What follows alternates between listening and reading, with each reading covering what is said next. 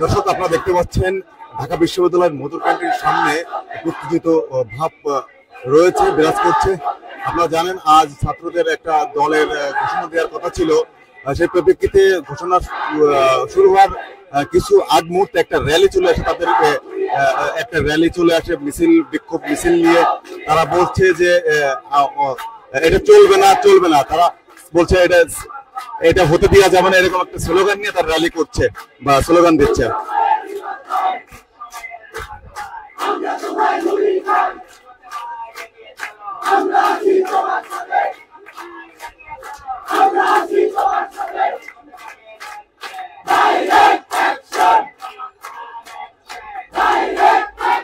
সম্ভবত এই দলের যে ঘোষণা দেওয়ার কথা ছিল সেটার বিরুদ্ধে তারা এসেছে। তারা বলছে যে তাদের মধ্যে কিছু সমন্বয় করেছে, তাদেরকে বঞ্চিত করা হয়েছে, এরকম একটা স্লোগান নিয়েই তারা আসলে এখানে স্লোগান দিচ্ছে। তারা বলছে আমি মানি না, মানবো না, আমাদের এই স্বাধীন দেশে চলবে না, চলবে না, এরকম একটা স্লোগান দিচ্ছে তারা।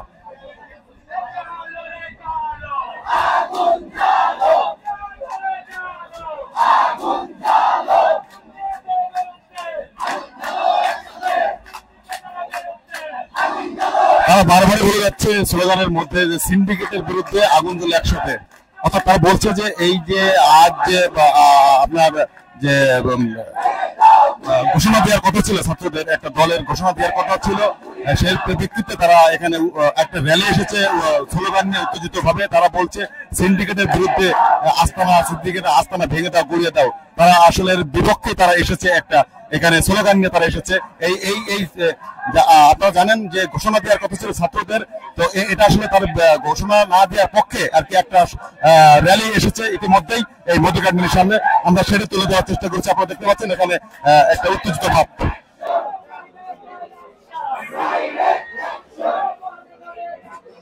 তার বারবার বলছে বৈষম্য হতে দেওয়া যাবে না এই স্বাধীন বাংলায়। তারা বলছে সিন্ডিকেটের আস্তানা ভেঙে দাও, গুড়িয়ে দাও। আমরা ইতিমধ্যে জানতে পেরেছি যারা এখানে ছাত্ররা যে একটা দলের ঘোষণা দেওয়ার কথা ছিল যে ছাত্রদের, তাদের পরিপ্রেক্ষিতে আরেকটা ছাত্র একটা র্যালি এসেছে, স্লোগানের মাধ্যমে তারা র্যালি নিয়ে এসেছে যে তারা বলছে সিন্ডিকেটের আস্তানা ভেঙে দাও, গুড়িয়ে দাও। এই ঘোষণা তারা মানবে না, মানতে চায় না। তারা বলছে এখানে সিন্ডিকেট রয়েছে, তারা সেটাই বলছে, সেইটাই ভিত্তিতে তা এই স্লোগান দিয়ে যাচ্ছে। আমরা সেটাই আর কি বুঝতে পেরেছি তাদের স্লোগানের মাধ্যমে।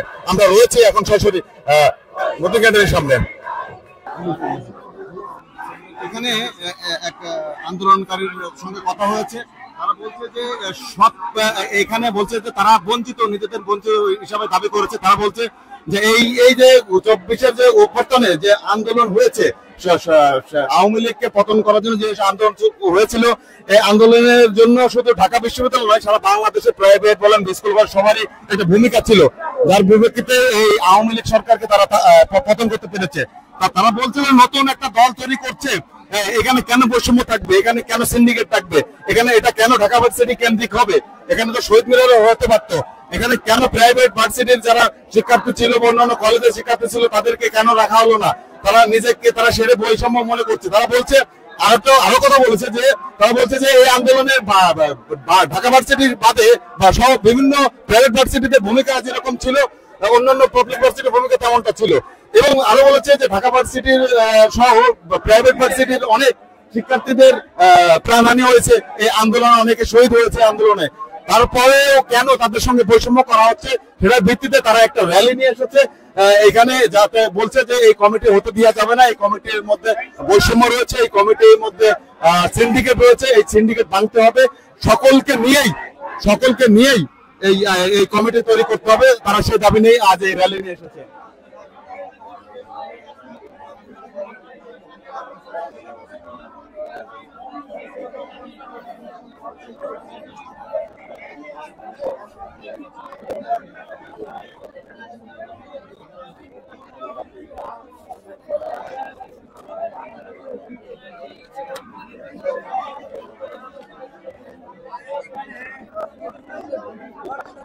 দেখতে পাচ্ছেন টান টান উত্তেজনা এই বিরাজ করছে এই মধুর ক্যান্টিনের সামনে। এখানে আসলে দুটো পক্ষেই রূপান্তরিত হয়েছে। একটা পক্ষ আসলে বলছে এখানে বৈষম্য হচ্ছে, এখানে যারা ঢাকা ভার্সিটি বাদে যারা বাংলাদেশের বিভিন্ন প্রান্ত থেকে যারা যুদ্ধ করেছে, শহীদ হয়েছে, বিভিন্ন প্রাইভেট ভার্সিটির যে অবদান ছিল সেই অবদানটাকে তারা ভুলে যাচ্ছে। সেটা সেই দাবি নিয়ে তারা র্যালিটা নিয়ে এসেছে। তারা বলছে যে এই কমিটিটা ঢাকা ভার্সিটি মধুর ক্যান্টিনের সামনে থেকে হতে হবে, কারণ এটা শহীদ মিনার হলেও পারত এবং সকলের উপস্থিতি থাকাটা তারা জরুরি মনে করেছিল। কিন্তু তারা বলছে যে এখানে শুধু ঢাকা বিশ্ববিদ্যালয়েরই শিক্ষার্থীরা এখানে উপস্থিত, আদারওয়াইজ কোন প্রাইভেট ভার্সিটির শিক্ষার্থীদের টাকা হয়নি। সেটাকে বৈষম্য মনে করে তারা একটা র্যালি নিয়ে তারা স্লোগান দিয়ে এই মধুর ক্যান্টিনের সামনে এসেছে এবং এটাকে প্রত্যাখ্যান করার জন্য তারা এসেছে।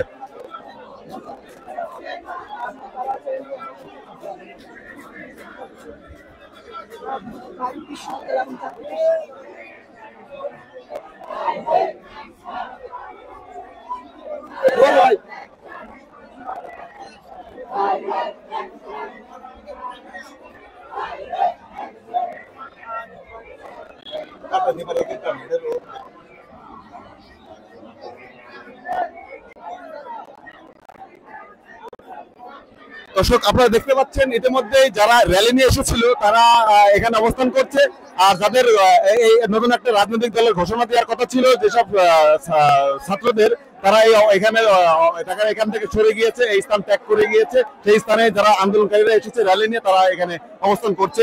তারা বলছে স্লোগানের মাধ্যমে যে এই কমিটি হতে দেওয়া যাবে না, এখানে বৈষম্য রয়েছে, এখানে সিন্ডিকেট রয়েছে, এটাকে ভাঙতে হবে।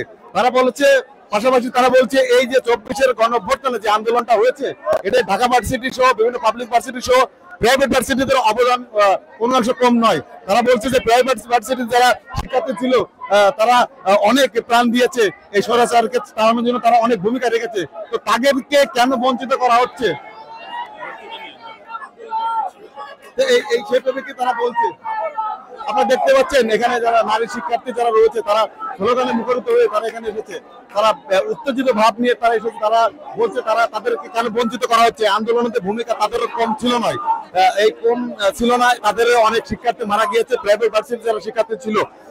তারা বলতেছে এই আন্দোলন শুধু ঢাকা বিশ্ববিদ্যালয়ের নেতৃত্বে হয়নি, ঢাকা বিশ্ববিদ্যালয় তো প্রথম করার পর থেমে গিয়েছিল, পরবর্তীতে ঢাকা বিশ্ববিদ্যালয়ের বাইরে বিভিন্ন প্রাইভেট ভার্সিটির শিক্ষার্থীরা এই আন্দোলনে স্বতঃস্ফূর্ত ভাবে অংশগ্রহণ করেছিল।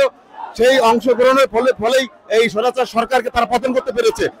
তারপরে তারা বলছে যে এই নতুন কমিটি করবে ভালো কথা, বাট আমাদের কেন বঞ্চিত করা হচ্ছে, এই কমিটিতে কেন আমাদের প্রাইভেট ভার্সিটির শিক্ষার্থীদের রাখা হলো না।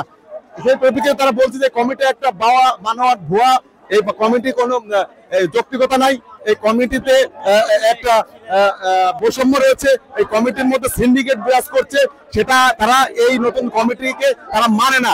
সেই মানে না বিধায় তারা স্লোগান নিয়ে এই মধুর ক্যান্টিনে অবস্থান করছে।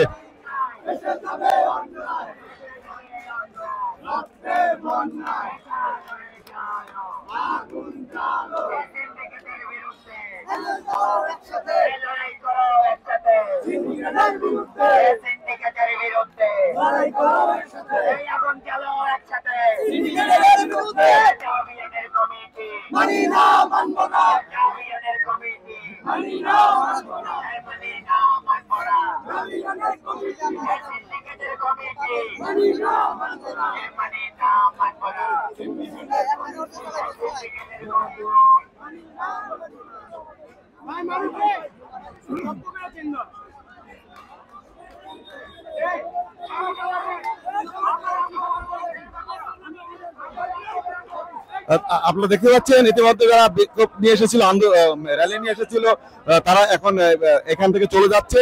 তারা বলছে যে এই কমিটি হতে দেওয়া যাবে না, এটা মানবে না তারা, কারণ এই কমিটির মধ্যে সিন্ডিকেট রয়েছে, এই কমিটির মধ্যে বৈষম্য রয়েছে, তারা এটা মানবে না। সেটা স্লোগান দিয়ে তারা এখন বেরিয়ে যাচ্ছে এই ঢাকা ভার্সিটি মধুর ক্যান্টিনের সামনে থেকে।